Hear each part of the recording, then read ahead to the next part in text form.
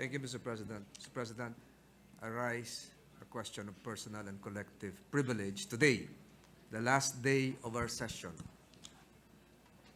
The last day of our session to discuss the pressing issue in the South China Sea and the West Philippine Sea dispute. The issue is an urgent concern and its impact affects the lives of our most valuable Filipinos, kababayans in the coastal communities, regional security, and the rules-based international order as enshrined in the UN Convention on the Law of the Sea, UNCLOS. Moreover, developments in the SCS, WPS have short and long-term implications on Philippine national security, especially at a time of rising prices due to geopolitical upheavals, including COVID-19 pandemic and the ongoing war in Ukraine. Mr. President, initially, on China concerns, Beijing remains dedicated to using gray zone, quote-unquote, gray zone tactics in the West Philippine Sea to advance its illegal claims without sparking a conflict actions that push the boundaries of acceptable behavior, undermine international law. Ito po yung pag-asa, Mr. President. This is existing. I'm showing that on the screen. And raise the chances of untoward incidents. These gray zone tactics include swarming activities within the territorial seas of our 9 stations in the WPS. This is most especially seen in the Pag-asa Islands, a high tide elevation with the 12 nautical mile territorial sea over which the Philippines has full sovereignty, where the China Coast Guard, you can see the pictures, and the Chinese maritime militia vessels are observed staying in the area. China is becoming more brazen in its actions toward the Philippine maritime forces in the West Philippine Sea, from aggressive maneuvers by China Coast Guard, CCG vessels in Bajo de Masinloc, to interfering in the provision of humanitarian supplies to government personnel abroad, the BRP Sierra Madre in Ayung and Shoal. Beijing's assertiveness continues despite numerous diplomatic protests over such activities. I'm glad that some officials of our Department of Foreign Affairs are here present as I speak. Proof of China's growing assertion was seen in November 2022 when the CCG, China Coast Guard, interfered in the retrieval of space debris which fell within the Pag-asa Islands territorial sea near Pag-asa Clay 1. Ayun po yung larawan, Mr. President. Clay 1 is just 1.9 nautical miles from the Pag-asa Islands, manned by our gallant officers from the Army, the Air Force, the Navy. They are also here in this plenary hall, Mr. President. Philippine personnel initially detected the space debris some 800 yards west of the main station of Pag-asa 1. A Philippine team was dispatched to retrieve the debris which drifted near Pag-asa Clay 1 and was in the process of towing the remains. Ayun po yung litrato, Mr. President, of a rocket when a boat from China Coast Guard 5205 swiftly and deliberately interfered. The China boat came within 20 to 30 yards of the Philippine rubber boat and forcibly cut the towing line of the space debris. Pinutol po nila yung lubid. Nakikita po natin, Mr. President. I'd like to show this video.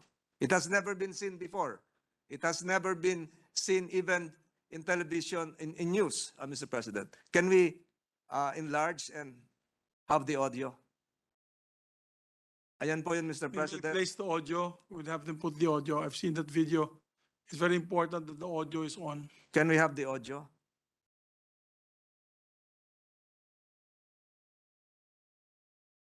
Yes, I would like to let our colleagues know. I think this is the first time you make this video.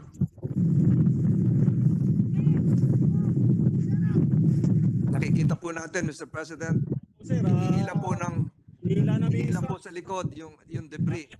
How? What are you doing?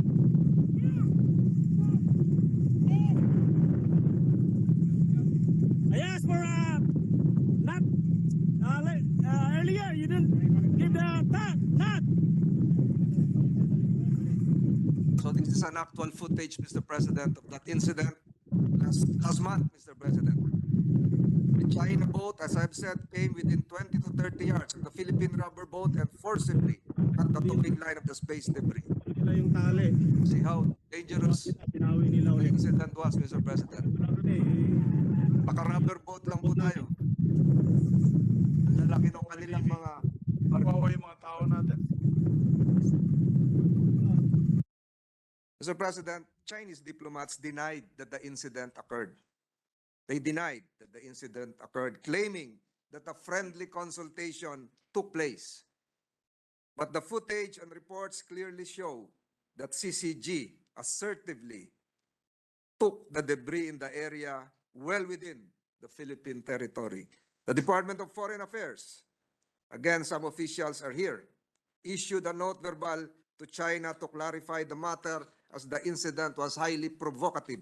These actions, along with the other gray zone activities, are slowly but surely eroding Philippine sovereignty in the West Philippine Sea and harming the country's strategic position.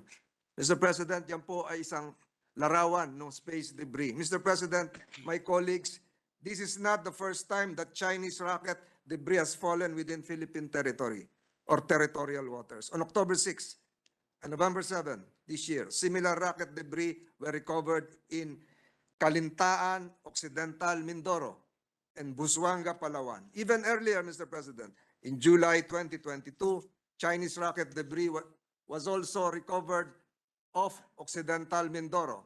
This debris, as shown in the picture, fell in Philippine archipelagic waters of Palawan and Mindoro Occidental and within the Pagasa Islands territorial sea, where Clay 1 is located. Significantly, the Chinese Coast Guard retrieval of the debris of Clay 1 is a gross violation of Philippine sovereignty, as Beijing has no jurisdiction over Philippine territorial sea.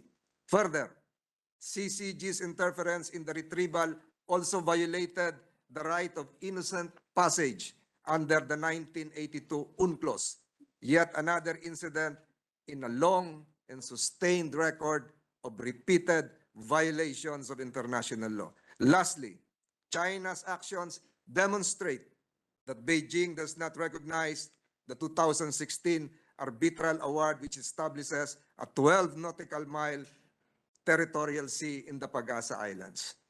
The rocket debris retrieved bear the markings of China's Long March 5B rocket. I'm showing the picture right now. Incontrovertible proof of the provenance of the remains recovered in Occidental Mindoro, Palawan, and in the Pagasa Islands. China acceded to the 1967 Outer Space Treaty, and Beijing must request the return of space debris which fall in the territory of other states, like the Philippines, like Pagasa Islands in the Philippine case, rather than merely seizing the same. These repeated violations, Mr. Senate President, my dear colleagues, is a breach of Philippine territorial integrity, and the irresponsible rocket launches are scattering debris that can threaten Filipinos who are flying the West Philippine Sea and our archipelagic waters. These incidents cannot be allowed to continue, as they not only can potentially harm Filipino fishermen, but the Chinese Coast Guard actions also violate Philippine maritime rights, as enshrined in the UNCLOS and the arbitral ruling award, Mr. President. In this, Mr. Senate President, my dear colleagues, we are on the right side of international law.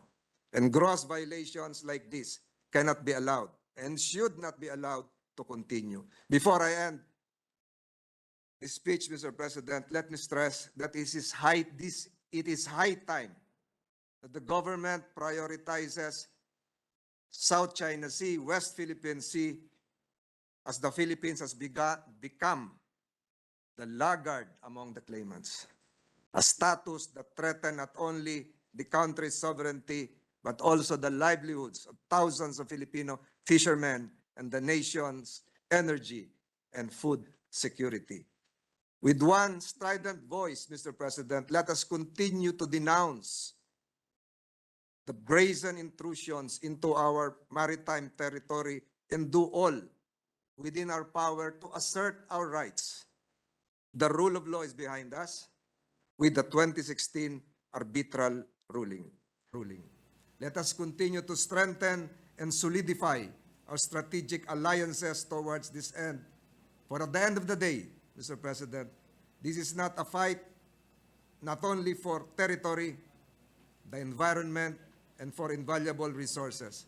It is about taking a stand against oppression, which is sadly increasing in many parts of the world. Mr. President, we shall not surrender quietly to an invasion of our free and democratic nation.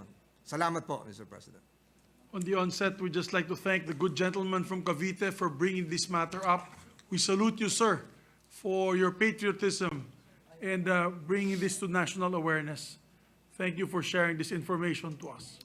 Mr. President, our Senate President pro tempore, Senator Loren Legarda, would like to make a manifestation or ask some questions. I move that she be recognized, Mr. Our President. distinguished lady senator from Antique and the Republic of the Philippines, Senator Legarda, is recognized. Thank you, Mr. President. I would like to associate myself with a good senator from Cavite in the Philippines for bringing this decades-long issue on the floor today on our last session day. I know that we have discussed this issue many times over. The good senator, a very knowledgeable man, has stated the international agreements that our neighbor in Asia has violated. He has so explicitly, clearly mentioned about the breach of the arbitral ruling, the breach of our national territory and sovereignty. And I believe that no elected official in this chamber today would allow this to happen. And so, my simple question to the good gentleman, as the Senate President mentioned, on their patriotic manifestation today is, what is it yet, Mr. President, can we do to help our country to assert our sovereignty and our ownership of the territory that these neighbors in Asia are violating repeatedly? And how else can we help fisher folks, families and communities who live in coastal areas? And the video that was shown by the good gentleman from Cavite has clearly shown how inferior we are in terms of equipment, a rubber boat, as compared to the boats that were featured in that video. May this representation, Mr. President, know from the good senator from Cavite, as a national security administrator myself, how else can we help the Philippine Navy, the fisher folks, not just in Palawan, in all coastal areas, and every Filipino living today and in the future, because, as you yourself has said, the effective implementation of the Hague ruling is our duty, and it is the least we could do for the next generation of Filipinos. Back to my question, Mr. President, may I know, as an Air Force officer and someone who loves our country deeply, may I know, how else can we help the Navy? How else can we help our country? Aside from the note verbal, aside from privileged speeches, ano pa po ang kailangan natin gawin para tigilan ng ating kaibigan na malaking bansa sa Asia ang kanilang pang-aabuso at hindi pagsunod sa isang maliwanag na ruling na dapat nilang respetuhin.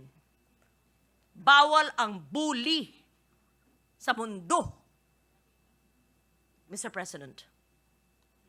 President, I'm aware that the other side is listening, but I want them to hear it. That's But why Ms. I am Ba- making Mr. my voice President- loud and clear.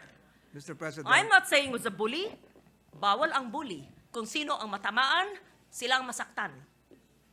Mr. President, I recall that a month ago, we had visitors from Vietnam. We were there. We welcomed them. I think, Mr. President, part of my speech is to solidify and strengthen our strategic alliances. But beyond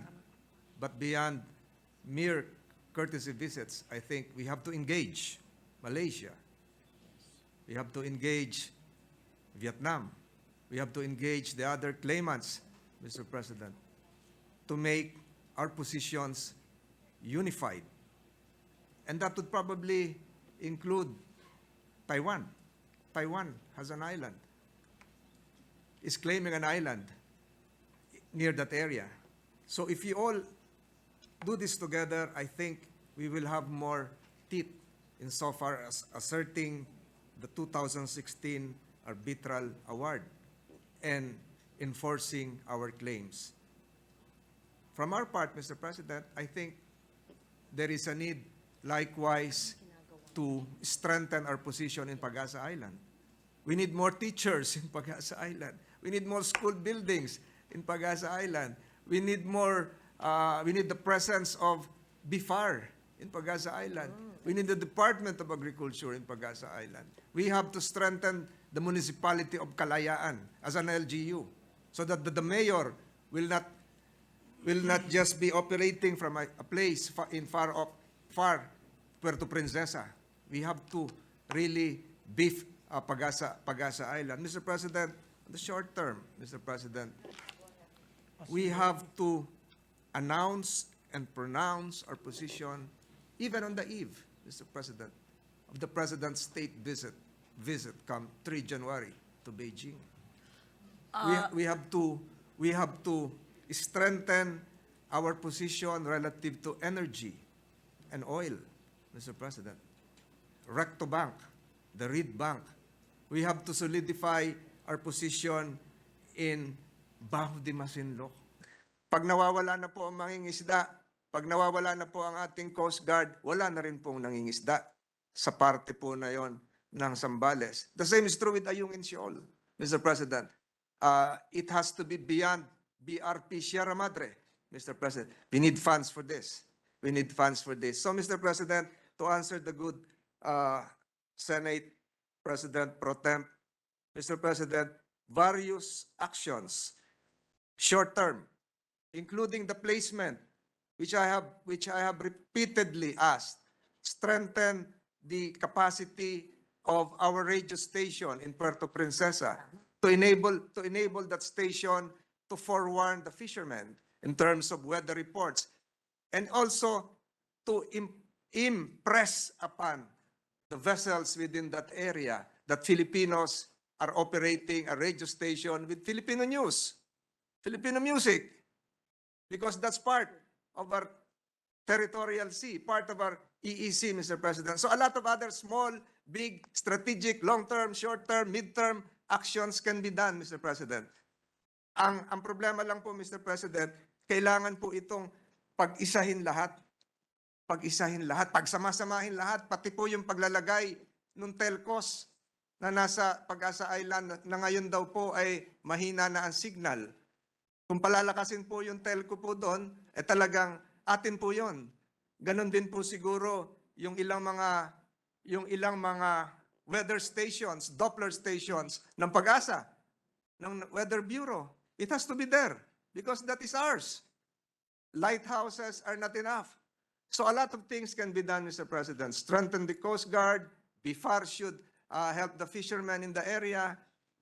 Lahat po ito na ilabas na, Mr. President, ang kailangan na lang po, pagsamasamahin, pagbuklod-buklodin itong mga gawain ito to ensure that it will reach the desired effects. And a lot of other untold strategic measures coming from our national security management can be done, Mr. President. Napakaganda ng sinabi. But before that, yes, Mr. Yeah. President. May I add also the request of our fisher folk in that area, if I'm not mistaken, when we had one of these security meetings, was kung pwede natin daw silang pondohan ng mga big fishing boats. Because they're using only very small katigs. If we can give them, maybe in the next budget, we can give them 200 large, medium-sized fishing boats so that they can also swarm the fishing boats of the Chinese kasi they do the swarm tactic. So if there are 200 Filipino fishing boats there of medium-sized capacity in that area, very hard for them to maneuver also the other side. I think that's a great idea. Yes. And let's initiate it as a Senate to help our fisher folk also with these facilities. Mr. Senator? President, I join you in that. In fact, we just passed the budget and the signing is on Friday. BIFAR has its own budget. There's no need to wait for us to amend the 2024 budget. Perhaps from their budget of fishing boats, they can allocate for Kalayaan. I also would like to commend once again the good gentleman from Cavite for the numerous enumeration of short, medium, and long-term doables that we must do. And they're actually very simple.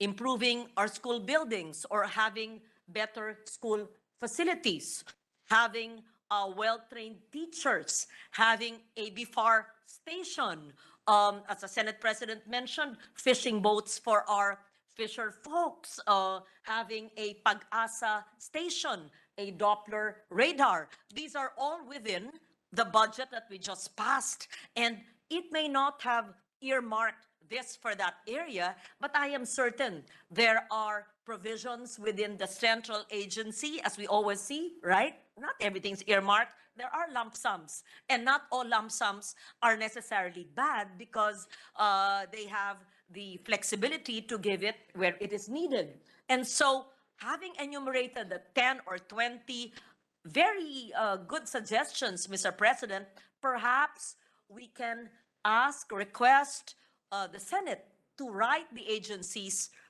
regarding this request and earmark it for those areas, whether it's school buildings, Doppler radar, or Pag-asa station, or BIFAR research station. Kung maaari po ako magdagdag ang BMB, Biodiversity Management Bureau, ng DENR, para magkaroon ng database o inventaryo ng ating biodiversity sa lugar na yun. Anong klaseng mga hayop at halaman at marine animals at lahat ng marine species na meron dun. Para din makita na natin din ang pollution na nagaganap kung meron man. Pero ang mahalaga po ang seguridad ng ating mga kababayan na nakatira doon at bigyan sila ng armas. Hindi necessarily armas na baril ang ibig ko pong sabihin, yung armas na pondo, we must arm them with the wherewithal to be able to live comfortably and securely in the nation that is rightfully ours. Hindi sila mukhang kawawa sa isang may katig na bangka na pag malaki ang alon ay tataob. So that's the least we could do. But I am one with you in your many brilliant suggestions, if I may say that. And only if you agree, I would like to, with more research perhaps, if we could draft a resolution expressing the sense of the Senate, so that, as you mentioned, if and when the President visits that country, then the sense of the Senate is clearly explained.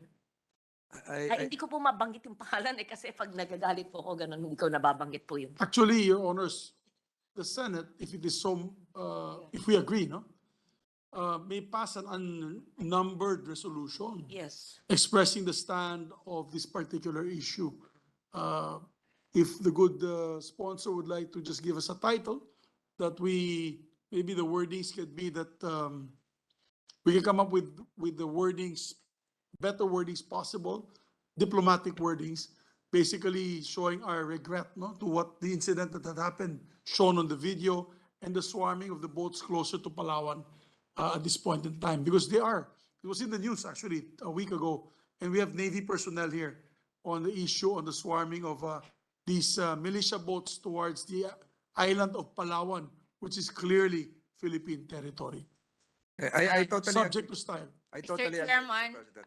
can I make a manifestation? Yes, Senator Villar is recognized. As chairman of the Senate Committee on Agriculture and Food, we have always encouraged BIFAR to give out big boats to our fishermen in the municipal water. Because the problem with our fishermen in the municipal water, they cannot reach the 15-kilometer boundary of the municipal water with small boats.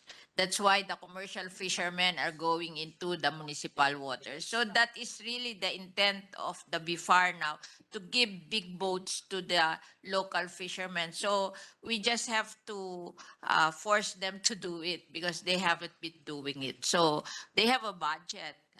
The budget of BIFAR is bigger than the budget of livestock. Ang BIFAR production is only 15% of the agriculture produce, while the livestock is 33%.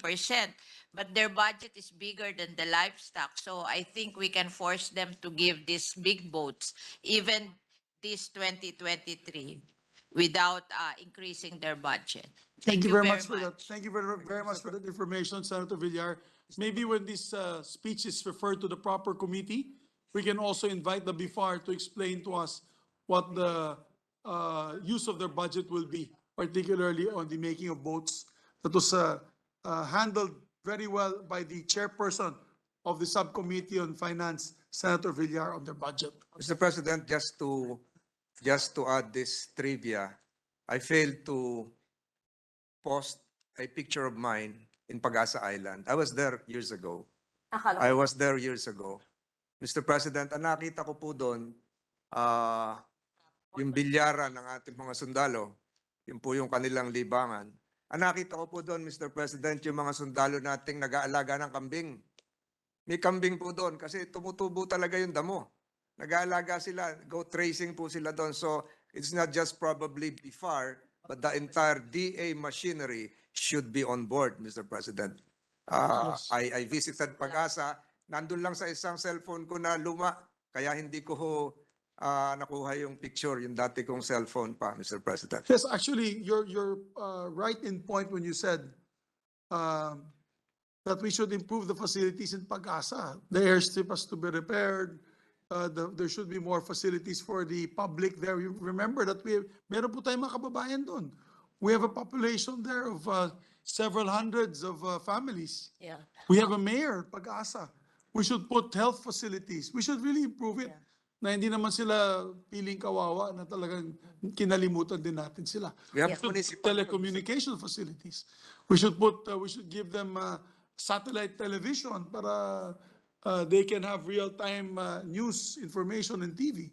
I agree with you, Your Honor, and maybe next year's budget, let's make it a joint effort by all the members of the Senate to make these amendments, and that it will not be taken out during the BICAM para mabigyan natin sila ng sapat na,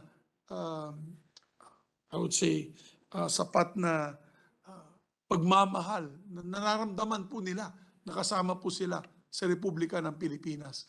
And to add to that, let us continue to push for Horizon 3, as Senator JV keeps saying, which is the modernization of our Navy, Air Force, and Armed Forces and Army. I'm not at liberty to say what we need to do in our wish list because, as again, maybe they're listening into us on on our conversations now. Here, we do not want to telegraph our punches on how we want to strengthen our armed forces in that part of the region. Senator Bato de la Rosa, I think we should I just wanted to end. I'm sorry. I just wanted I'm sorry. to end. Of course, I thank the good gentleman for bringing this subject matter today, and I have other suggestions which I will not mention today, considering that it is a sensitive national security issue. Thank you very much, and congratulations for But we that. thank the senator from Antique for her concern. She's a true patriot in her heart, mind, and soul.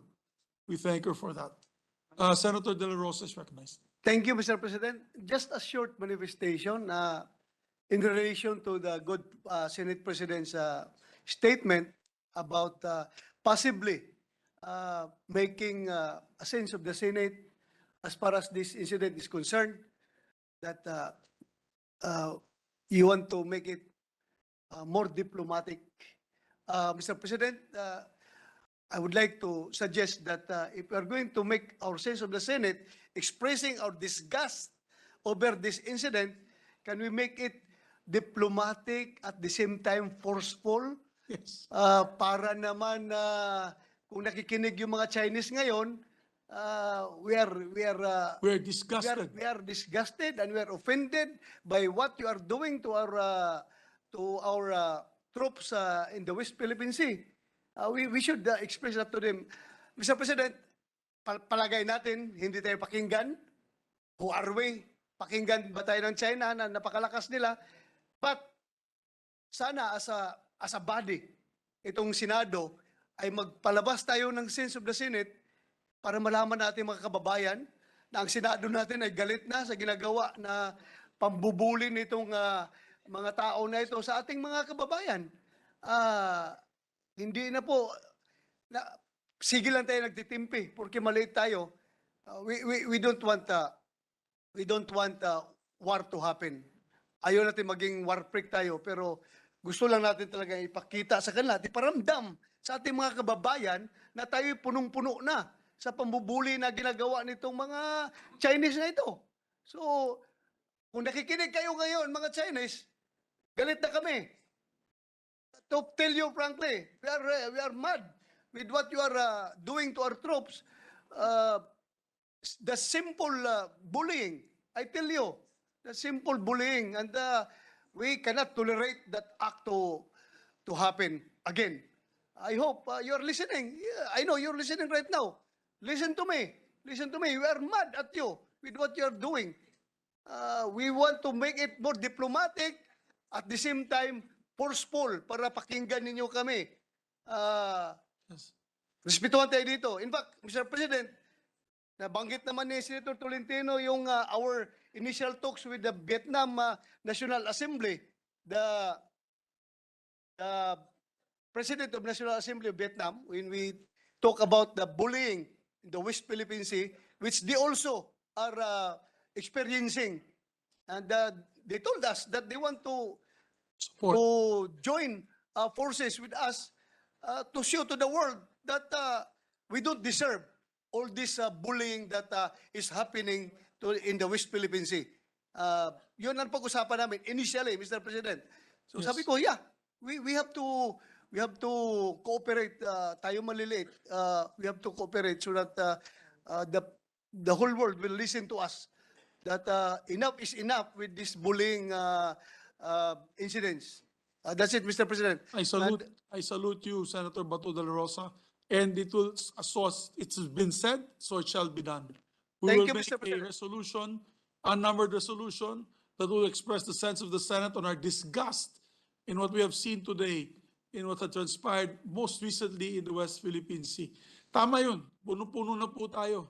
I think time for diplomacy sometimes is should be put aside, and we should show our sincere anger and disgust on particularly this incident para matauhan sila, kasi kung hindi, talagang mawawala na pati Palawan, baka kuha na nila. Baka kunin na nila yung Palawan. Yeah, Mr. President. Palapit sila ng palapit sa atin. Isipin mo lang yung hinihila na sa teritoryo natin, hinihila na ng trupa natin yung na-recover nila na bagay na yon. Regardless kung ang may-ari noon Chinese, but it is within our territory, dapat nirespeto nila tayo. Parang ganun na lang ba tayo na ikakat yung ruta ng ating trupa doon porque maliit lang yung ating rubber boat, tapos putulin lang yung at agawin. That's para sa akin, para akong sinampal kaliwa kanan doon sa Yung ginawa masama ng pa mga inchik na yun. Yung masama pa niyan, Your Honors, ay sinabi pa ng Chinese Embassy, and I've been there, done that, sinabi ng Chinese Embassy, hindi po nangyari yun. Oh, Mr. President, Katulad ng nangyari sa akin, na nangyari naman. I was not dreaming when it happened. And so now, that it was forcibly taken away from us. This debris that fell into Philippine waters. Bago magka-high blood yung lahat dito, Mr. President, tama na. Maraming salamat. Christmas na. High blood Mr. ako. President, Thank you. I'd like to thank Senator De La Rosa. Just read and reread his police profile and background. He would have been a good police attaché during his younger days. He could have been our best police attaché to Washington, D.C. or even Beijing, Mr. President. But it shows his inborn diplomatic acumen. Baka makidnap sa Beijing yan. Baka makidnap. Yes, Mr. please President. proceed. Yes, Mr. President, may I just be allowed to ask some questions if our distinguished colleague would yield to some questions from this representation? Please Mr. proceed. Please proceed. Definitely, Mr. President. Well, Mr. President, first of all, I would like to congratulate our dear colleague, our international law expert, our chairperson of the Committee on Justice, chairperson of the Committee on Blue Ribbon, Mr. President. And I'd like to place on record that I would like to associate myself with the statements made by Senator Tolentino, our Senate President pro tempore, Senator Legarda, and Senator Bato de la Rosa. And just to put on record, Mr. President, as Senator Bato de la Rosa is talking about bullying, I'd like to put on record what the dictionary is saying about bullying. Bully is a noun, a blustering, mean, or predatory person who, from a perceived position of relative power, intimidates, abuses, harasses, or coerces people, especially those considered unlikely to defend themselves. Mr. President, yung nakita ho nating video, kung hindi magngangalit ang mga Pilipino dun sa video na yon, baka hindi na tayo Pilipino, Mr. President. I would just like to put on record, Mr. President, kahit saang lupalop ng daigdig ka magpunta, bullying po yun. Nakakasama po ng loob na i-deny pa po ng embahada ng China na ito ay hindi nangyari. So, ang unang tanong ko, Mr. President, distinguished colleague, ito po bang lugar na pinangyarihan ng video na ito ay lugar na pinagtatalunan kung ito ay sa atin o sa kanila, Mr. President, distinguished colleague? Mr. President, the arbitral ruling is clear. That place is part of our territorial sea. It is within the 12 nautical miles area adjacent to Pag-asa Islands. Clay 1 is, as the video, the picture showed, is merely 1.9 nautical miles. Kitang-kita na po yun kung saan nangyari. So, the 1.9 definitely is within the 12 nautical mile. So it's not even in question, Mr. President. Walang question, klarong-klaro na ito ay nasa loob ng Philippine territory. Is that correct, Your Honor? Yes, Mr. President. Crystal clear. Mr. President, gusto ko lang pong isulat sa talaan ng bulwagang ito that I am in full support of this resolution that we are talking about, initially introduced by our Senate President pro tempore and our Senate President. But I will also put on record that I wanted to ask for an executive session from our armed forces of the Philippines so we can find out what else we can do. And I'm not going to discuss it for obvious reasons, Mr. President, what else we can do, Mr. President, to empower our armed forces of the Philippines.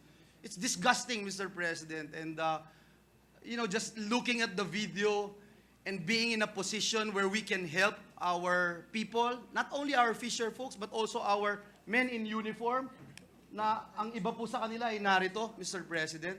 Let's find out how we can help, what we can do, Mr. President, and ipakita natin, Mr. President, na maaring din natin pantayan, Mr. President, ang kanilang lakas militar.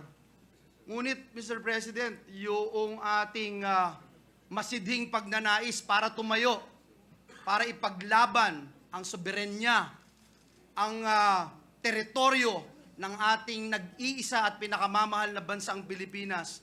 Wala hong tao sa mundo dito, Mr. President, na makaka-question ito sa atin, lalo na sa mga Pilipinong ninanais mabuhay ng matiwasay, ninanais na magkaroon ng kapayapaan sa ating Asian neighbors, Mr. President. Mr. President, another question that I'd like to raise to our good friend and the chairperson of the Committee on Justice, whom we considered as one of our brilliant international law expert, is how many of our diplomatic protests have been resolved? We have been hearing a lot of diplomatic protests, Mr. President. May we know from our distinguished colleagues, how many of our diplomatic protests have been resolved? Have we received any response from China? Because as mentioned a while ago, dito sa insidente ito, napakaklaro, nandun yung mga Chinese vessels, nandun yung kanilang bandila, nandun yung nakasulat mismo yung kanilang bansa, pero idinideny po nila, Mr. President. From my recollection, Mr. President, I think we would now total 400.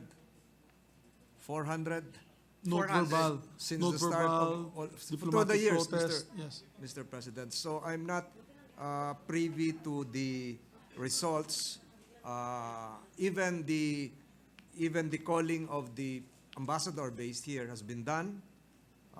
Protests within the United Nations system structure done. So these are continuing. But for this issue, I think just we have one after this incident. Yes, Mr. President, thank you for that. If I'm not mistaken, the Department of Foreign Affairs made a statement just recently, and you can correct me if I'm wrong, Your Honor, distinguished colleague, that just for this current administration, we have had 61 protests, Mr. President. 61. I just would like to know what is the status of this protest?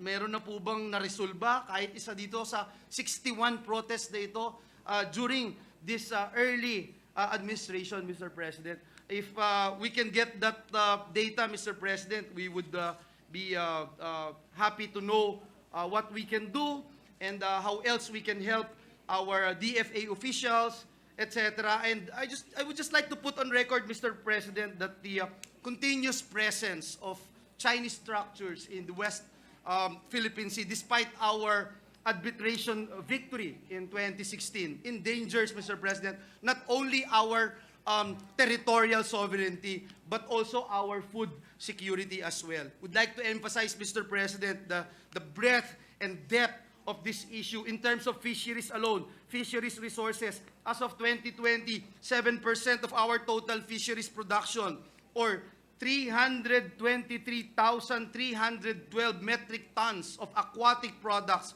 were sourced from the West Philippine Sea. Thousands of subsistence fishers from Ilocos Region, Central Luzon, Mimaropa, and parts of the National Capital Region benefit from this vast body of water.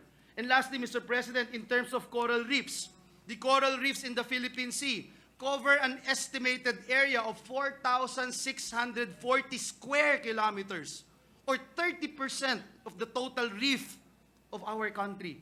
Per the U.S. National Ocean Service, coral reefs are important to maintain marine life as it provides the ecosystems in which thousands of marine species thrive. I just wanted to put that on record, Mr. President, and again thank the distinguished gentleman from Cavite for his courage and devotion in raising this very concerning issue. And I think all of us are in unison, Mr. President, in supporting not only our men in uniform, but our fisher folks as well. And as a nation, Mr. President, we wanted to send this message to this bullying country that they will never be able to bully us. Thank you, Mr. President. Thank you very much. So, we just like to add, later after we refer the speech, that we'll approve the unnamed resolution for the record. So, Thank you. Mr. President, our Deputy Minority Leader, Senator Risa Ontiveros, Yes. would also like to Our deputy- ask some questions. I move that she be recognized, Mr. our President. Deputy Minority Floor Leader, Senator Risa Ontiveros, is recognized.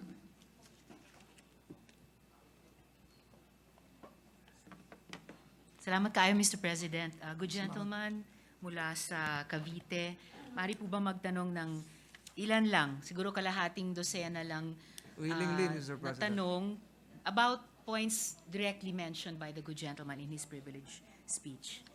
Salamat po. Binanggit niyo po, Ginoo, yung gray zone tactics. So, syempre, kahit pag ginugol natin, mayroong definition ng gray zone tactics. But gray zone tactics also remind us of another term, yung white hull tactics. Yung pagpapanggap na civilian lamang na vessels, pero sa totoo lang, nagsasagawa ng mga military operations o moves para makakamit ng mga military objectives.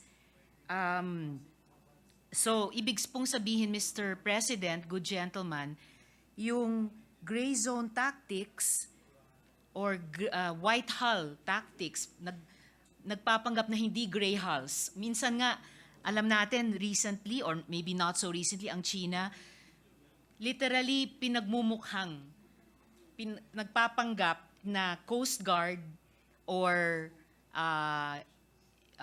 yung naval militia ng China, na yun lamang yung vessel. Pero actually, China Navy na po sila. So, ibig pong sabihin, good gentleman, pagpapanggap po ito, pagkukunwari, di po ba? Sa pagkakaalam ko po, kasama po yon because we have to distinguish between gray zone tactics and black zone tactics. Gray zone tactics is short of aggressive warfare. Black zone tactics would involve warfare. Ito po yung nagpuputo ka na. So that's the distinction. But in terms of the camouflaging of vessels being used by the PLA militia, we have great literature that even their fishing boats are manned by the militia. Maraming salamat para doon, good gentleman, Mr. President. Ibig pong sabihin, sa halip na makipag-ugnayan sa atin ng bukas at tapat, Navy sa Navy, Coast Guard sa Coast Guard, ano pa man sa ano pa man na counterpart, hindi sila honest broker at the table. So that's one thing I wanted to follow up with the good gentleman. Just up to this point, at this time, dahil in the interest of time. Pangalawa po, binanggit po, Mr. President, good gentleman, yung swarming. And I recall in an earlier confirmation hearing ng ating mga armed forces officials, yung isang Navy official noon, binanggit din po niya yung taktika ng phalanx.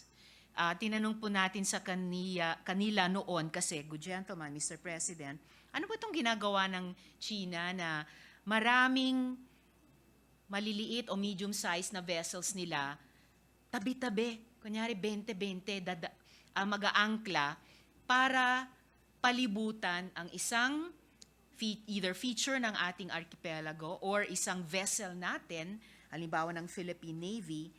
And significant po sa akin, good gentleman, Mr. President, yung paggamit nila ng salitang phalanx. Kasi kahit mula sa ancient times, ang mga militar, mga hukbo nung sinaunang panahon, ang phalanx nga po ay isang military term. So, ibig sabihin, kahit ang pinapagawa ng China sa phalanx na to or sa swarming na ito ay mga militia nila or Coast Guard nila, lalo na kung ganing sinabi ng good gentleman, ito naman po ay tinatauhan ng mga China Navy nila. So, outright, it's a military action in our oceans, Mr. President, good gentleman. Correct, Mr. President. If the good gentle lady from Capiz is referring to the movements, they're being controlled by the Southern Theater Command base in Hainan. So the structure is the same. It's a military structure. Salamat, good gentleman, Mr. President. Binanggit din po, Mr. President, ng good gentleman mula sa Cavite, yung Baho de Masinloc. Bukod pa po sa Pag-asa Island, ang Mindoro, ang Palawan. Di po ba ang Baho de Masinloc, Mr. President, good gentleman, panahon pa ng pinangalanan ngayong Velar de Murillo map, ay malinaw na malinaw, bahagi ng Pilipinas, at walang kasing lumang o kasing tandang mapa ng China. Bago niya naisip at inimbento at pinangangalandakan itong 9-dash line hanggang sa teritoryo ng Pilipinas, ay Baho de Masinloc, tapat lang ng Zambales, atin po talaga iyon. I totally agree, Mr. President. Atin po yun. Atin po yun. Maraming salamat, good gentleman, Mr. President. Binanggit din po, Mr. President, ng good gentleman, yung interpretasyon ng Embahada ng China dito sa Pilipinas na gusto nilang paniwalaan natin na ang nangyaring, pinakita ng good gentleman na video, na hinihila na ng ating Navy yung debris ng isang space vehicle o missile sa dagat. Tapos, hinarang ng China Coast Guard kuno, pero malamang man din ng kanilang Navy, pinutol ang lubid at ninakaw yung pirasong iyon. Ano po bang friendly consultation ang sinasabi nilang naganap sa ganyang napakamalinaw sa ating mga mata, Hindi Mr. ko nga President? po maintindihan, Mr. President. I'm still confused what's so friendly about that incident. There was no consultation. The footage would show aggressive maneuvers, which is not akin to friendliness. I think if you can use diplomatically the words double speak, Yes. it can be double speak. What else can be another colloquial term? Meron po akong colloquial term pero Slang. baka po hindi parliamentary language. We should avoid Opo, that, Mr. Mr. President. Good gentleman. Opo. I completely agree. I could not agree more with the good gentleman mula sa Cavite, Mr. President. Wala pong friendly sa ginawa. Ang pagnanakaw po ay hindi gawain ng isang kaibigan. Yan po ang turo ng lola ko. At wala naman akong nakitang konsultasyon na nangyari. Kinailangan pa nga sumigaw ng ating kababayan na, "Hey, what are you doing?" Eh kung kinonsulta sila at kung sumang-ayon tayo, hindi na kailangan magprotesta. So, wala po talagang, kahit siguro kapag lang inedit nila at ginawa nilang deep fake yung video na yon, pwede nilang pagmukhaing friendly at consultation. Binanggit din, Mr. President, ng good gentleman ang note verbal. Nitong nakaraang mga taon, lalo na nitong last few years, mas na-appreciate ko po, Mr. President, good gentleman, mula sa Cavite, ang note verbal.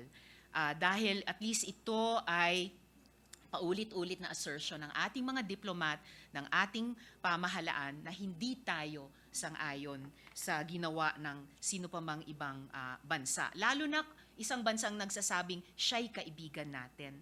And ang note verbal ay may definition pong an unsigned diplomatic note written in the third person of the nature of a memorandum but sometimes considered to be more formal.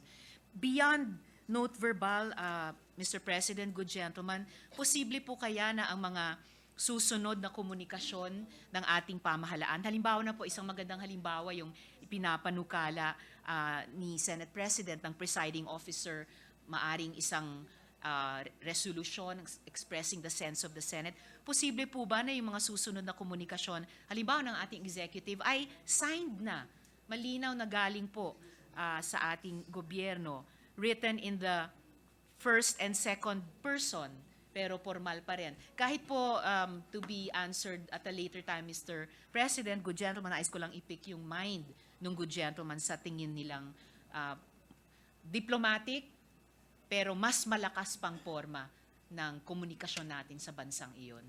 It can be done, Your Honor, Mr. President, even presenting a communique with the UNCLOS Secretariat will be stronger.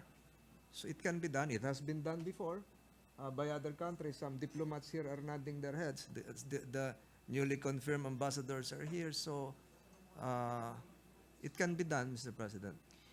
Maraming salamat, good gentleman mula sa Cavite. Pati sa bago at tingin ko napaka potentially powerful na mungkahing iyon, communique na po at dun sa secretariat ng UNCLOS. Speaking of which, Mr. President, binanggit din ng good gentleman na China, in this incident, violated the right of innocent passage. Na nung ginugol ko rin po, innocent passage is a concept in the law of the sea that allows for a vessel to pass through the archipelagic and territorial waters of another state subject to certain restrictions. Pag sinasabi po natin na nilabag ng China pati itong karapatang ito sa ilalim ng UNCLOS, ang hula ko po ay dahil may mga certain restrictions na hindi nila inobserve o kanilang nilabag. Maari po bang malaman sa good gentleman, Mr. President, ano pa ba itong certain restrictions na dapat inobserve at nirespeto po nila? Una po, humingi ng permiso, pinapaabot doon sa nagmemay-ari ng karagatan na sila ay dadaan. Pangalawa naman po, tungkol naman po doon sa Outer Space Treaty of which China is a signatory, while the Philippines, I think, is not yet a signatory, nagbibigay din po ng request na pwede bang kunin namin yung nalaglag naming material, debris ng isang rocket sa inyong lugar. Wala na po yun. Inagaw na lang po yun. At from what you've seen from the footage, it was forcibly taken by the cutting of that rope, Mr. President. Salamat, good gentleman. At nabanggit nyo rin po yung Outer Space Treaty. Napansin ko rin po dun sa kanilang ulat sa Senado, mula pa pala nung Oktubre hanggang nitong Nobyembre, ay may hindi lang pala iisa, pero may mangilang-ilang mga pira-pirasong space vehicle, kung ano man yon, na mukhang hindi lang minsan din, pero sunod-sunod bumabagsak sa Mindoro Occidental, sa Palawan.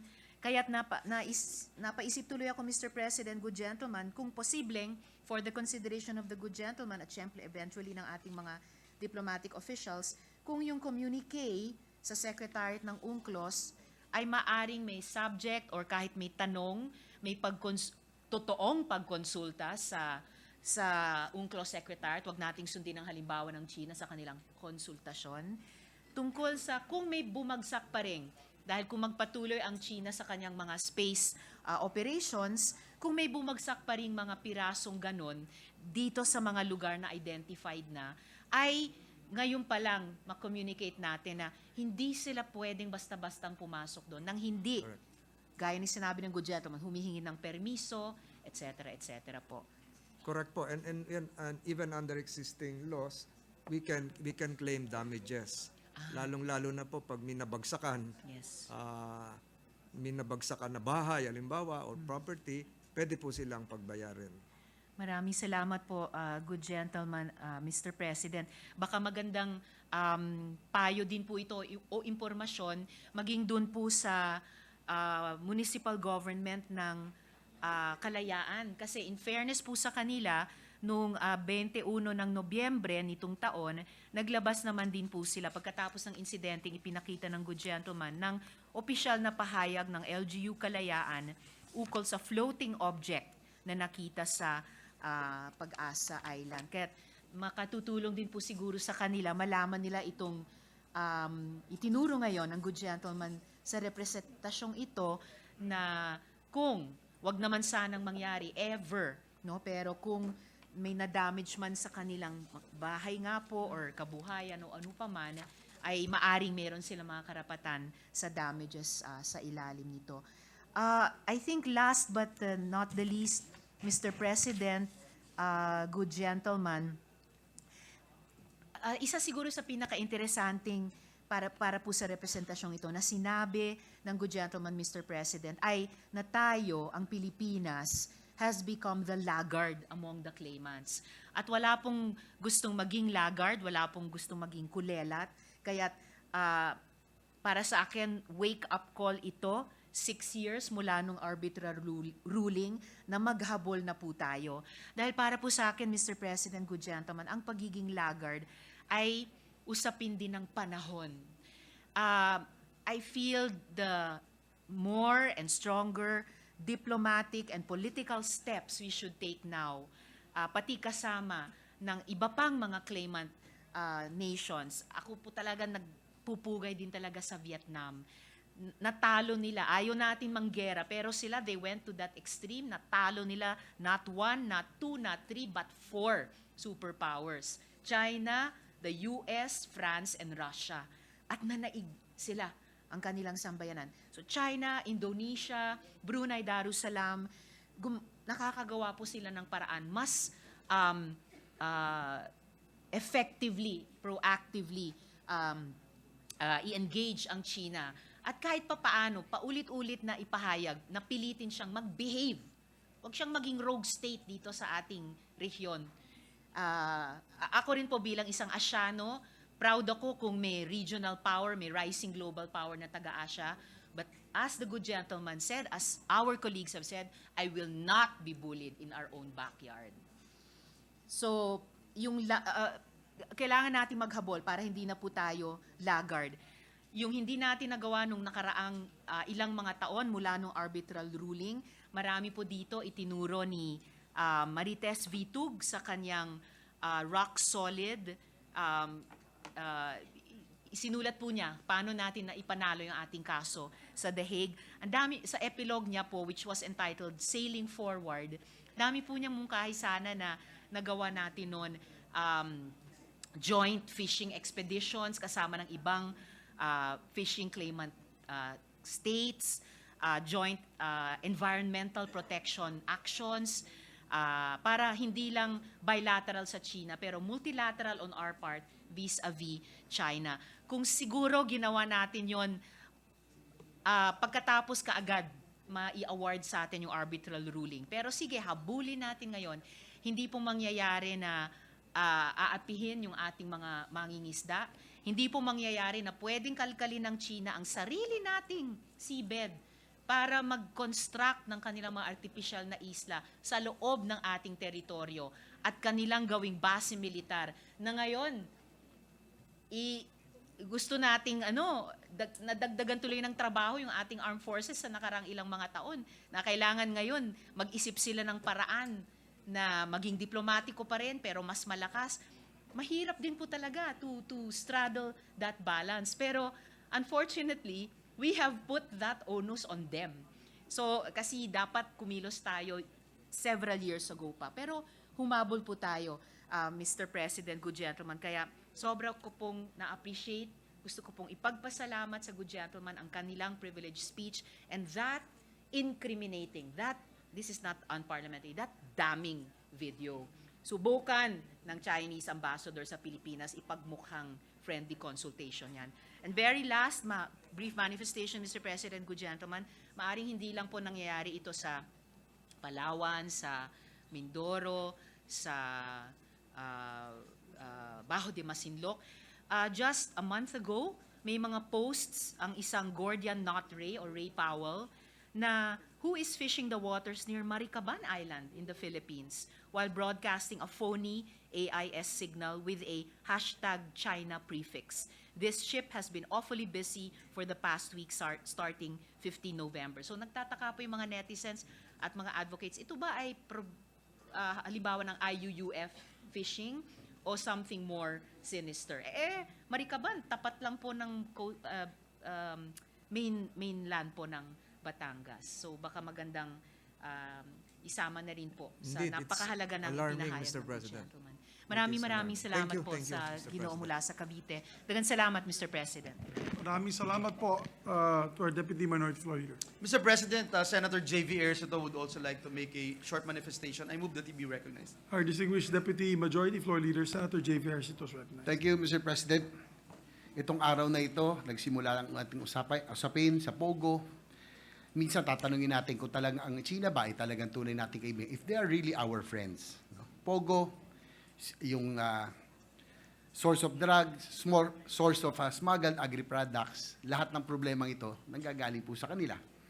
At nung pinakita, when you showed us, Mr. President, the other day, this video, hindi po ako nalungkot, nakakagalit. Kaya nga po, with more than 400 note verbal or diplomatic protests, as mentioned by our good Senator Francis Tolentino, hindi ko nga alam kung ilan dito ang na-resolve o sinagot man lang, na pinakinggan man lang tayo. Parang baliwala. Parang isang notepad na ibinigay, binasa at ibinasura na. But probably what Senator Tiberos has mentioned, we have been a laggard compared, sabi rin ni Senator Tol, compared to the other claimants, the Philippines has become a laggard. Naipag-iwanan po tayo. No doubt we cannot fight China, who is a superpower. Kahit po bumili tayo ng 30 supersonic jet fighters, they may have 500. you may beef up our naval force with about 10 to 15 new frigates and other types of vessels. They may have about 600 vessels. Hindi natin kaya ang China. But I think, Mr. President, what we need is to at least put up a decent, minimal defense posture. Yung pong re-respetuhin po tayo. Hindi po yung pwedeng ginawa yung sa atin, yung mga Navy men natin, on a rubber boat, binuli ng isang mas malaking vessel. No? And I think Vietnam, in our, just last month, we had a chance to talk to the number 4 man of Vietnam, and they gained the respect of China. Pumapalag po sila. Only yung sa pumapalag. They stand their ground. That's why they get the respect of the Chinese Navy. So, Mr. President, probably the past few years, the AFP modernization has always suffered one of the biggest cuts in the budget. Siguro there are priorities. No? We are a poor nation. We have to probably fund poverty alleviation programs. But, Mr. President, our sovereignty or territorial integrity, this is priceless. We have to fight for it. And this is even our sworn duty as public officials to fight for our territorial integrity and protect our sovereignty at all costs. Tama po kayo, Mr. President, baka magising tayo isang araw, yung Palawan, katabi na ng mga islang kanila pong itinatayo.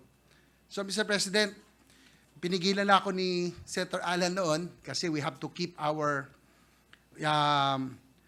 menu of the Horizon 2 and Horizon 3 of the AFP and DND, yung po mga nais natin bilhin. Pero ako, ito lang yung wish list ko para malaman nila, hindi tayo pwedeng ibuli. We will have anti-aircraft missiles, put at around surface-to-surface missiles, surface-to-air, para hindi nila basta-basta tayo papasukin ng kailang aircraft intrusions by air. Dapat malaman nila magkaroon tayo nito, hindi sila makakapasok. Magdadalawang isip sila. I will order also, kung ako lang ito, F-16s, F-35s to serve as a deterrent. And I would like to thank our Senate President. If you remember, for the information of our colleagues, during our parliamentary visit to France, before the official visit, we went to Normandy, which was 4 hours away, and then went to the naval group to look at where the submarines are being manufactured. We went to the nuclear power plants. Kaming dalawa ni Senate President, we left at 8 a.m. in the morning and went back at 2 a.m. So I'm proud to have a Senate President and a Senate that is standing to protect our sovereignty and territorial integrity. Ganun po, para malaman ng honored men in uniform. Si Senate President mismo, actual, pumunta doon mismo sa naval group. Alas 8 na umaga, bumalik kami. Alas 2 ng umaga. We are there. Really, ang concern natin is to how to protect our territories. Kaya, Mr. President, I'm hoping that, again, we need to beef up already. And I'm quite proud that in the Senate, we tried to restore the budget that was cut in the age gap on the AFP modernization. Because this is already a clear and present danger. Hindi na ito pwedeng baliwalain. If you saw the new pictures, the most recent pictures of the disputed islands, full-blown military bases na, ang dami na. It's like a city already. Baka magising tayo pag pinabayaan pa natin to. If we continue to become a laggard, baka mamaya po yung Palawan nga ma-annex na nila. So again, I'm quite proud that we have a Senate that is really fighting for our sovereignty. So again, next year, maging makulit man tayo, ulit-ulitin ko, dadagdagan natin ang modernization so that we will have the minimum defense posture that China will respect. Papaalam ko sa kanila, magkakaroon tayong magagandang, maliliit man, pero hindi na makikita, matatakot sila na pumasok dito. Hindi tayo nalulungkot, galit na po tayo sa kanilang pambabastos at pagyurak sa ating soberanya. Maraming salamat, Ginoong Pangulo. Maraming salamat, Senator J.V. Arcito. I'm glad that you support the committee of your brother, Senator Jingo Estrada, Committee on National Defense. You will be part of the hearings with your brother will conduct during the break about this. Thank you. Mr. President, next to make a short manifestation is the gentleman from Cavite, Senator Ramon Bong Revilla Jr. our distinguished colleague from the great province of Cavite, the patriotic, heroic province of Cavite, who stood by many, many invaders from Spain to the United States at one point in time, defending the Philippine integrity and Philippine sovereignty. Senator Bong Revilla is recognized.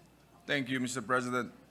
I would like to associate myself with a gentleman from Cavite's pronouncement, Senator Tolentino, at narinig ko rin ang tinig ng ating mga kasamaang senador na talaga naman nakakapanginig ng laman, Ginoong Pangulo.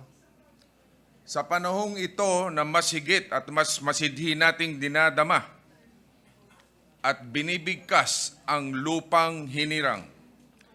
Lupang hinirang, duyan ka ng magiting, sa manlulupig, di ka pasisiil. Our country is so beautiful and rich in natural resources. Utang natin sa inang bayan ang mga tinatamasa natin ngayon. Kaya naman nararapat lamang na ipagtanggol at proteksyonan natin ang bawat sulok ng ating bansa, Ginoong Pangulo.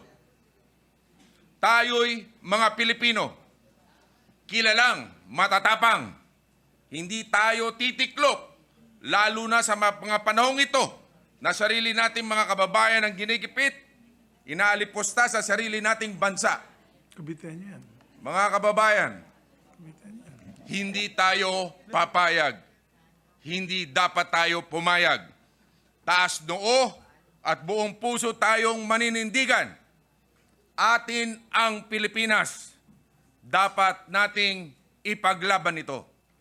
Ang mamatay ng dahil sa iyo. Maraming salamat, Ginoong Pangulo. Yan ang totoong Caviteño. Gentlemen and ladies, matapang at mahal ang Mr. bayan. President, the gentleman from Isabela and Davao would also like to make a short manifestation. Mr. Yes, a President, distinguished Senator colleague Raffy from Tulfo. Isabela and Davao City, Senator Raffy Tulfo. Idol natin. Hindi lang yung mahirap yung pinaglalaban, pati bansa natin ipaglalaban yan. Thank you, Mr. President. I would like to associate myself with the privileged speech of my good friend, Senator Tolentino. Mr. President, being an honorable member of the international community, we honor our obligations and agreements. We follow the terms of the UNCLOS, believing in its terms and in the protection that it would be provided. But the actions of these nationals have shown disrespect of the terms of the UNCLOS and the arbitral award.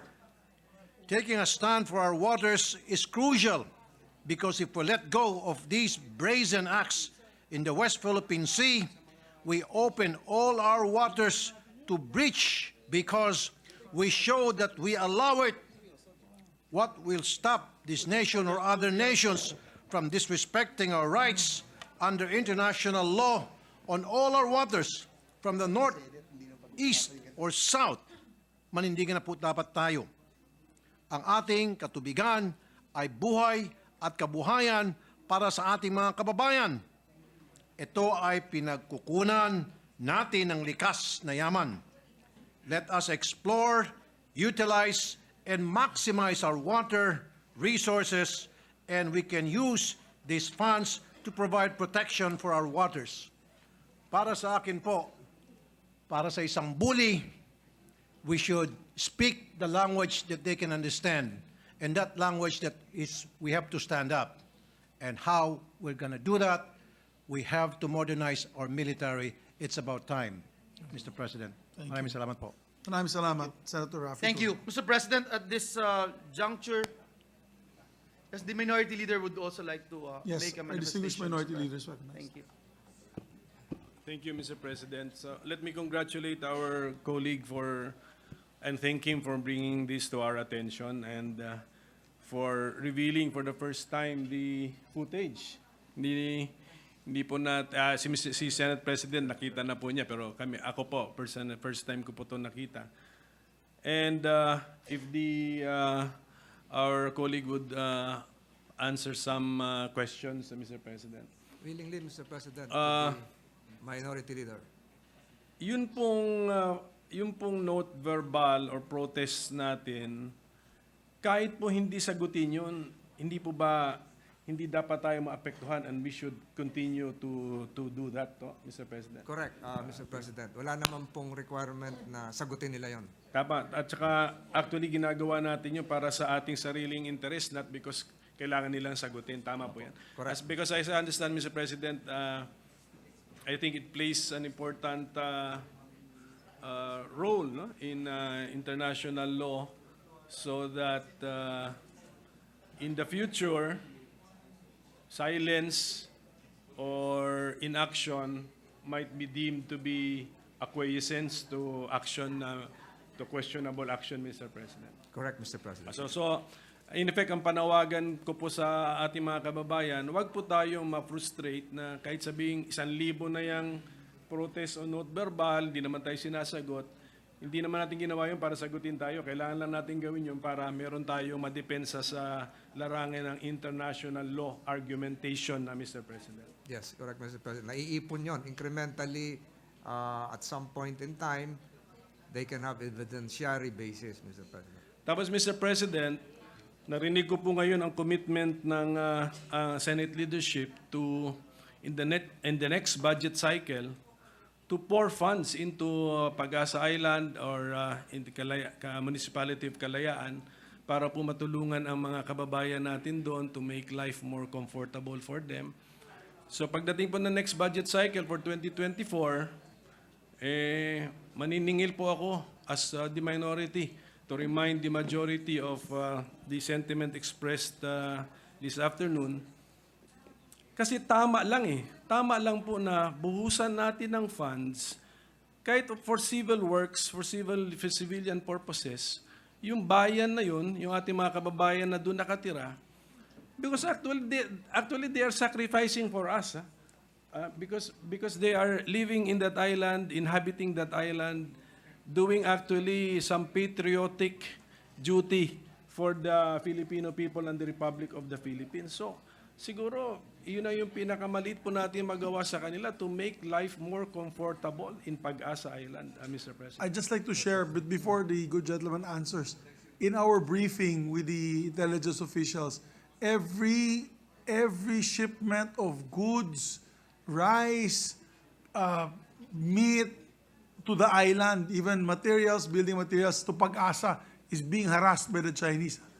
We are being shadowed by the vessel with the verbal announcement in their PA that it is Chinese territory, even in the island. Yes, they told us.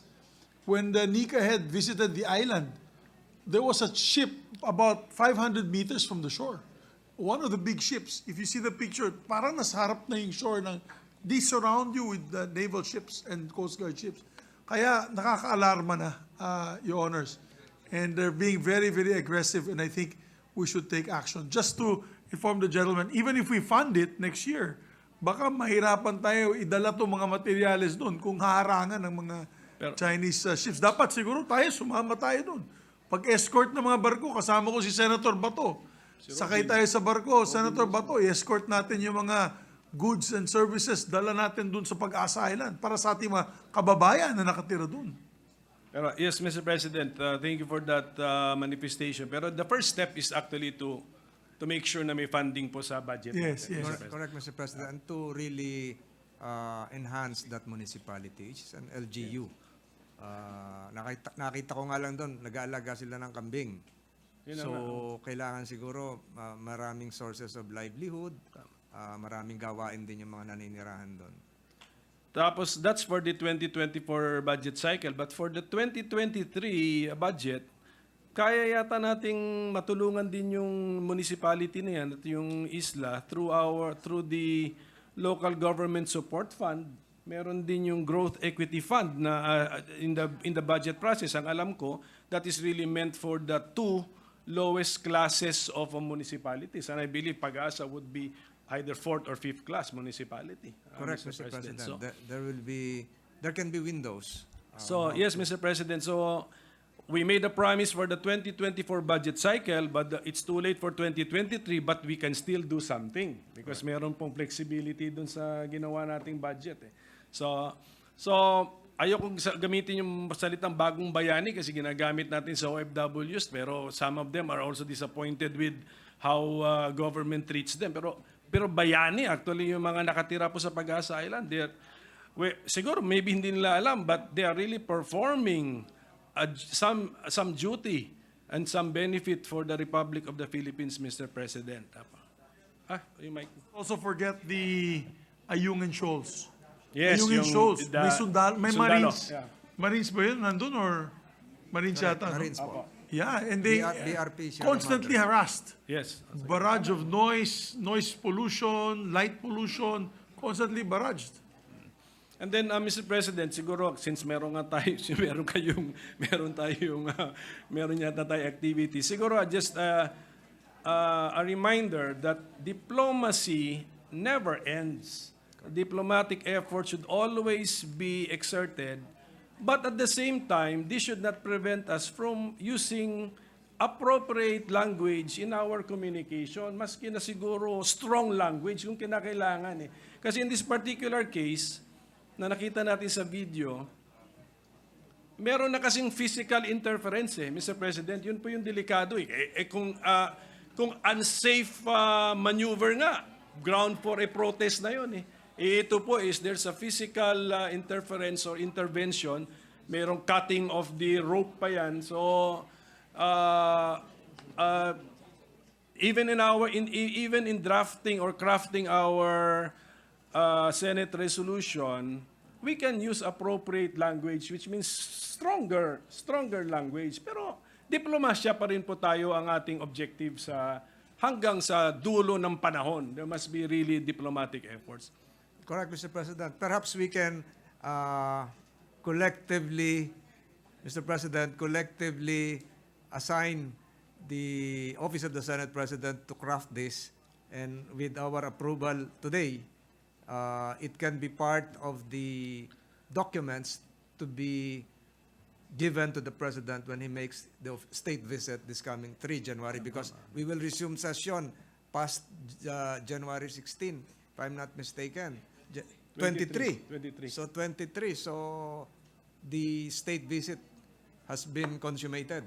So perhaps the Senate President can do that for the entire body, Mr. President.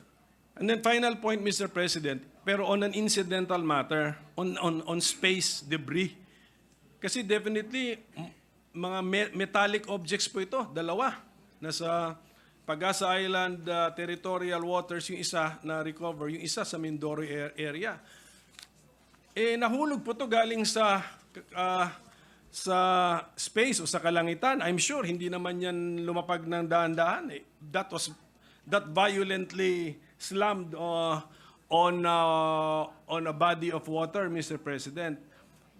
So 3/4 kasi ng mundo water. Kung mathematically speaking, 4 na mahulog from space, posible na isa ron sa lupa na. And sa lupa, meron na pong posibleng bahay o ano. So, hindi ba po tayo nababahala na 2 ganong kalalaking metal debris fell from space in Philippine territory, fortunately in waters, unfortunately walang mga sea vessels na tinamaan doon. But we cannot be sure next time it will be on land, Mr. President. I think we should also start worrying about space debris falling on populated or inhabited places in the Philippines, Mr. President. So, yun lang po, yun lang yung isang angle po na nakita ko na swerte, no? Swerte karagatan, swerte walang sea vessel, pero so kung 4 yan, 3/4, 4, isa dyan, posible na po sa lupain at posible na po sa bahay, Mr. President. And hindi po yun dahan-dahan babagsak, definitely. Yeah. It's a violent fall Gravity. from the sky, and then it can happen any time of the day or night, Mr. President. Correct, Mr. President. That's why we have to really be firm in China's following the right procedure contained in the 1967 Outer Space Treaty. But unfortunately, Mr. President, we're not a signatory to that Outer Space Treaty, but China is a signatory. So there are processes for this. So there is really a danger.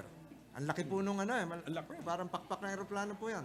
Pero at least, Mr. President, na-raise po ng ating colleague yun at least mapapaisip na po tayo sa issue po na yun. So thank you very much and I hope yung dalawa natin topics ngayon, masaya pa rin po yung ating gagawing activity mamaya. Yes, absolutely. So, Majority Leader. But before we, I believe Senator Padilla. Mr. Senator President, Padilla just a would like short to be manifestation, recognized. Mr. President. And I can't wait also to have a picture with Kimberly Ann Custodio. Yes, also here, later, Mr. we can, President. after we Thank you. adjourn, we can have a photo Yes, opportunity. Mr. with her. President. I move for the previous question, Mr. President. Yes, Senator Padilla is recognized. Mahal na Ginoong Pangulo at maraming salamat po sa ating pinunong mayorya. Gusto ko lamang pong marami po akong narinig at ako po ay sinusundan ko naman po at sinusuportahan lahat ang mga nagsalita, lalo na po ang ating kapatid sa partido na si Senator Tolentino. Gusto ko lamang pong bilang ako po ay adopted son ng Pag-asa Island at nakasama po natin ang ating Armed Forces of the Philippines dyan. Kasama po natin ang Philippine Navy, Marines, Army, Air Force. Kasama ko po sila dyan. Gusto ko lamang pong ipaalam sa ating taong bayan at sa ating mga kasama na kahit kailan hindi po nagpabaya ang ating armed forces diyan sa Spratly Island o sa Kalayaan Group of Islands.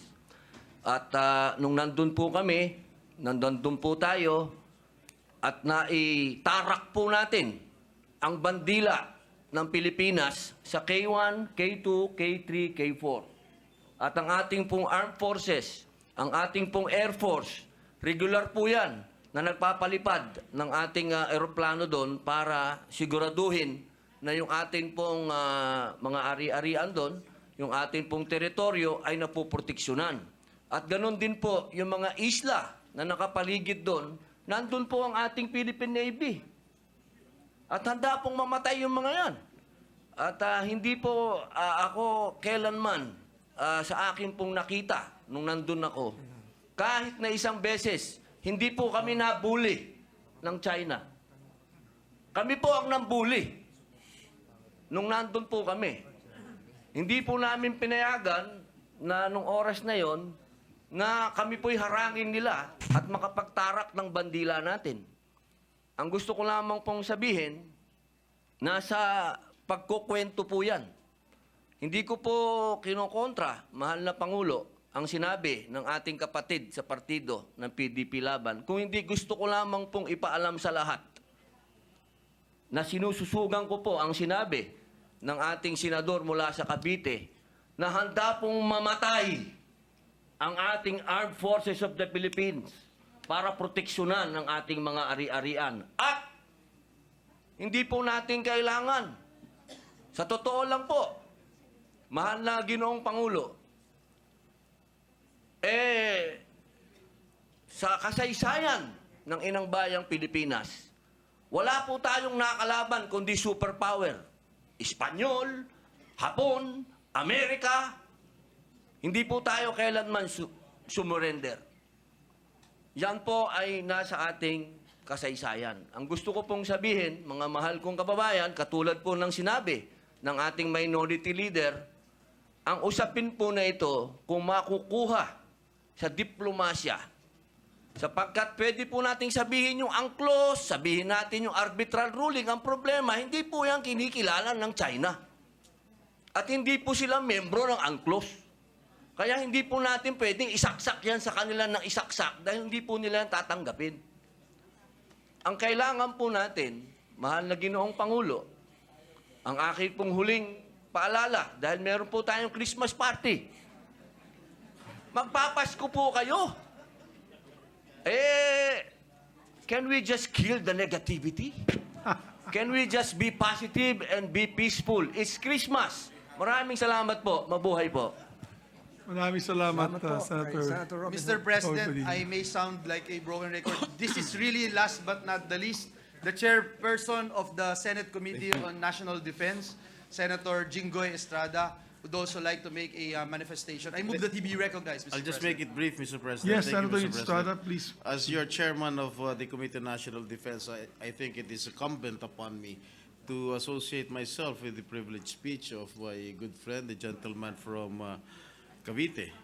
And I haven't watched the video because I was upstairs, but based on the reactions of my fellow colleagues, like Senator Risa, Senator Loren, Senator Bong, maybe also Senator JV, mukhang gigil na gigil sila at galit na galit sila sa videong kanilang napanood. At siguro kapag napanood ko na rin yan, palagay ko madadagdagan din ang aking galit. But what can we do? I agree with the statement of Senator Tolentino that we have to strengthen our ties with the claimant countries like Malaysia and Vietnam. But kahit siguro na magtulong-tulong tayo ng bansang Vietnam, bansang Malaysia, tayo, ano pa ang mangyayari? Kaya ba natin ang isang superpower katulad ng China? Eh, mga equipment natin, we are so inferior. Wala yata tayong submarine dito. Meron ba ho tayong submarine dito sa Pilipinas? Not that I know. Yung ating mga equipments, 19 kopong-kopong pa. And we really have to modernize our equipment. And I can assure you, as your chairperson of the Committee on National Defense, I will conduct hearings at siguro tulungan siguro natin itong ating mga military na madagdagan ang kanilang pondo for the modernization program of the Armed Forces of the Philippines. Maraming salamat po, Mr. President. Maraming Thank you, salamat, Mr. President. Senator Jinggoy. We Mr. totally President. agree with the comments coming from the good chairman of the Senate Committee on National Defense. And Mr. President, perhaps after this we can dispense with the presence of our newly minted generals as well as members of the Yes. diplomatic corps. After the motion to Yes, they will have their refer your own committee. taking. supposed to leave at 5 Yes. Yes, Mr. President, this is really last but not the least. Oh, I thought the other one was the The last. gentleman from Davao City would also like to make a short manifestation. Good with your gentleman from indulgence. Thank you, Davao Mr. City. President. And And Batangas. Mr. President. And the Republic of the Philippines. Filipino.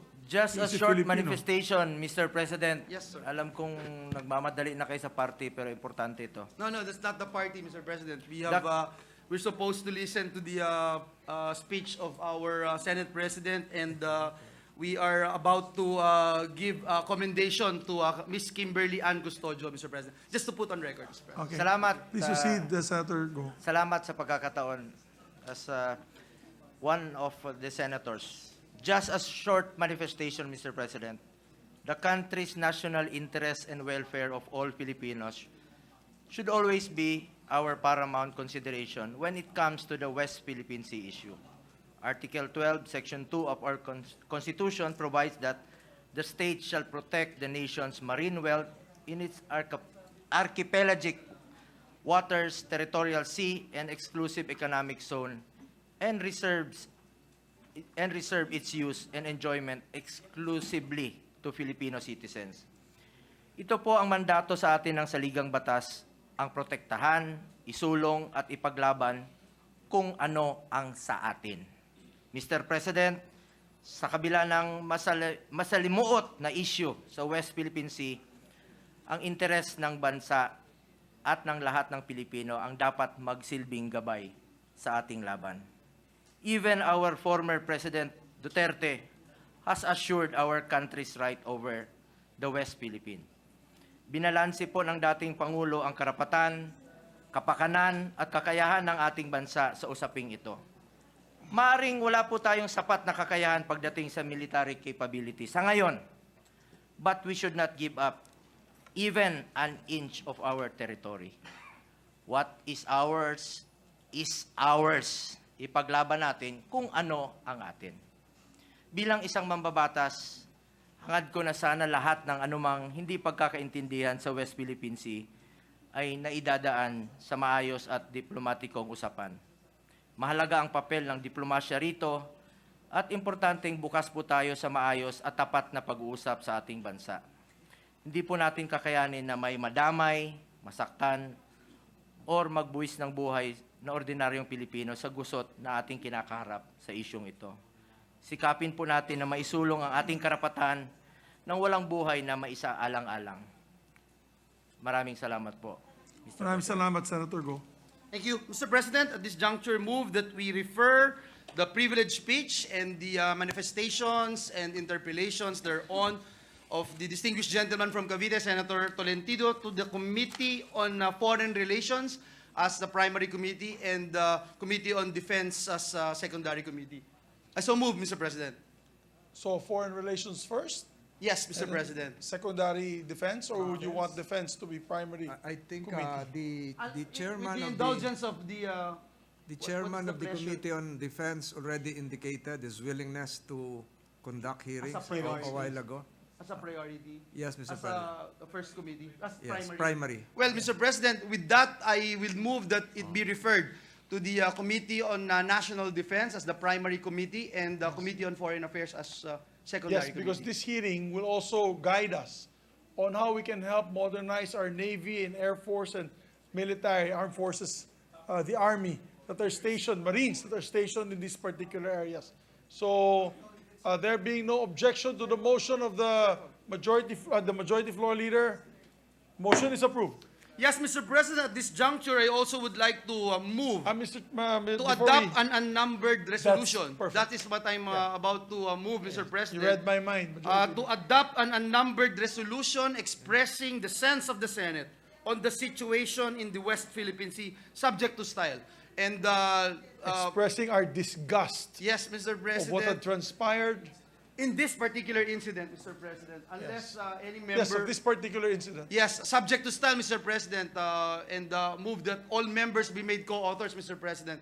The Deputy Minority Leader would also like to Yes, the Deputy be Minority recognized, Leader is Mr. President, recognized. Senator Risa Ontiveros. Salamat kayo, Mr. President. Before we act on the motion of the good majority leader, posible po bang subject to style nga po, but with respect to this latest incident? Yes. Yes. Dahil hindi Yes. po ito ang una. Yes. Napakarami na po sa nakaraang mga taon. With respect With due to, we can I put submit, under the Mr. whereas President. clauses, the persistent violations of our sovereignty in this particular area, but citing this particular latest incident November. in the West Philippine Sea. Salamat kaayo, And Mr. maybe we can add there on one of the whereas clauses, the bravery of our naval soldiers who retrieved this debris. Coast Guards, Mr. President. Coast Guard or these Coast Guard personnel who retrieved the debris at this particular time, even without arms, using a rubber boat facing such a massive force Point of against them. clarification, Mr. President. Maybe Yes. to the good gentleman from Cavite. Good Mr. gentleman, President, please, I thought it correction. was It's Philippine Navy, Navy. Navy. And It's on the Navy. other side, the They're China Na- Coast Those are Guard. Navy frogmen, I think. Salamat, Navy Mr. and Navy. President. Okay. Good gentleman. Thank you. So move. I move for the previous question, Mr. President. There being no objection, motion is approved. Thank you, Mr. President. May I just say one statement? Please, Mr. President. First of all, I'm very proud of the men and women who defend our side of the West Philippine Sea. And as mentioned by our distinguished colleagues, Senator JV, Senator Jinggoy, that the need to modernize our armed forces is a primordial concern. As mentioned by Navy Captain Alba, who's here with us now. Is it Navy Captain Alba, no? Captain Alba? He mentioned in his statement earlier that they're willing to fight to the death. But of course, our soldiers prefer that they can fight another day. So let us give them the equipment, not to fight, just to fight to the death, but to fight and come back and fight another day. And they need the equipment for that. And it is also our concern to be able to deliver that type of equipment. Second, I'm very proud of the members of this Senate, of the 19th Congress, for standing up for what we feel are bullies around the region. We should not let our country be bullied by anyone. And it is us, the 24 members of this august chamber. We have no parochial concerns here. This is 24 members of this chamber who believe in our nation, who love our country regardless of what province it may be, that we will never give up a square inch of our nation for our future generations. So mabuhay po ang 19th Congress. I'm very proud to be part of this Congress. I'm very proud of each and every one of you. Majority Leader. Thank you, Mr. President. On some admin matters, Mr. President, just a matter of clarification that the referral of the privileged speech of Senator Grace Poe and all manifestations and interpellations thereon after earlier referred to the Committee on Public Services is meant for the Committee on Public Order and Dangerous Drugs, Mr. President. We take note of the manifestation. Thank you. Mr. President, at this juncture, with the permission of the body, I move to consider proposed Senate Resolution number 277, taking into consideration PSR numbers 268, 270, and 282. I so move, Mr. President. There being no objection to the motion, motion is approved. We ask the Secretary to read the title very quickly of the resolution. Resolution congratulating and commending Filipino Jiu-Jitsu athletes Kimberly Ann Custodio, Meggy Ochoa, and the rest of the Philippine team for the successful run at the 2022 JJIF Jiu-Jitsu World Championship. Very quick. It's very quick. So, Majority Leader. Yes, Mr. President. Mr. President, due to the lateness of the hour and considering that our employees are Excited. very excited for today, Mr. President, I will just move that the sponsorship speech of Senator Bong Revilla, Senator Bongo, and others be inserted into the records. I so move, Mr. President. There being no objection to the motion, motion is approved. I also move, Mr. President, would like to move that all senators be made co-authors of this resolution. So move, Mr. President. There being no objection, the motion is approved. With that, Mr. President, no member wishes to interpolate or propose any amendments to the measure. I move that we adopt proposed Senate Resolution number 277, taking into consideration PSR numbers 268, 270, and 282, subject to style. So move, Mr. President. There being no objection, the proposed Senate Resolution number 277, taking into consideration Senate Resolutions number 268, 270, and 282 are hereby adopted subject to style. Congratulations. Thank you, and congratulations again to Kimberly Ann Custodio, who won the gold medal at the 2022 Jiu-Jitsu International Federation World Championship held in Abu Dhabi, UAE, and her colleagues. And we would like to ask her after... Yeah, we can suspend. We're not actually adjourn, and we can do the photo after the adjournment. But I'd just like to put on record, Majority Floor Leader, I was supposed to deliver my Christmas message, but because of the lateness of the hour, and because we love our staff, I'm just going to insert this on the record for everyone yeah. I'll have my message in the Christmas party. So I will just insert this for the record, Your Honors, to hasten the proceedings today. Ang gusto ko lang sabihin, I am so proud of each and every one of our Senate employees and Secretariat and all the senators for such hard work that they have done. Truly, this is a working Senate. Truly, this is a Senate for national reconstruction. And I'm very proud of each and every one of you. And it is the first time in 2 years that we will actually feel Christmas. Let us put Christmas in our hearts. Even Senator Padilla will put Christmas in his heart because he also believes in Christ as a prophet in the holy book of the Quran. And we will celebrate this Christmas with the new hope that this coming year will be a better year for the Philippines if we all work together. So I just like to put and insert this on the records of the Senate, my privileged speech. Thank you, Majority. Thank you. Thank you very much, Mr. President. It's underrated to say that indeed leadership matters, and we thank you for all your efforts and sacrifices. Thank you, sir. I think on behalf of all the members of the Senate, all of the staff and employees of the Senate, we would like to thank you, Mr. President. Mr. President, before we adjourn, may I remind our colleagues that there is a standing resolution, resolution number 21, entitled Resolution Authorizing All Standing Committees, Oversight Committees, and Special Committees of the Senate to conduct hearing, meetings, and consultations during every recess of the Senate to have continuity in the process of passing pending proposed legislations and to conduct investigations on issues of national interest to aid in crafting relevant legislation. So, Mr. President, I move that we adjourn the session until 3 o'clock in the afternoon Monday, January 23, 2022. I'll miss all of you. 2023, Mr. President. Mali po, Mr. President, yung binigay sa akin. 2023. Yes. There being no objection to the motion of the majority floor leader, the session is adjourned until 3 o'clock in the afternoon, Monday, January 23, 2023. Merry Christmas, everybody.